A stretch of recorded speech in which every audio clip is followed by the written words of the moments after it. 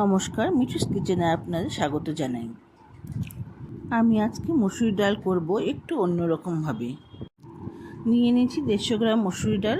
আলুটা কেটে রেখেছি আলু ভাজার মতন একটু মোটা করে। নিয়ে নিয়েছি একটা পেঁয়াজ কাটা, কটা কাঁচা লঙ্কা, রসুন 4 কোয়া, একটু আদা, সব গ্রেট করে রেখেছি। একটা ডিমকে আমি এইভাবে ভেজে একটু নুন দিয়ে তুলে রাখব।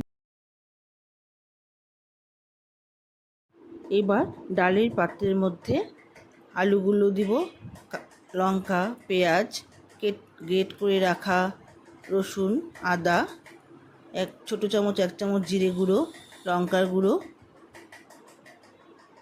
নুন স্বাদ মতো, হলুদ 1/2 চামচ,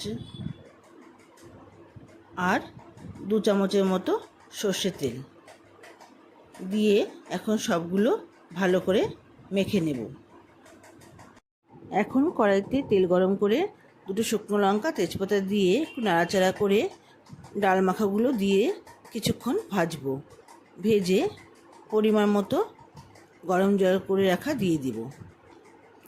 দিয়ে নাড়াচাড়া করে এখন ঢেকে দিয়ে লো টু মিডিয়াম আঁচে রেখে দেব।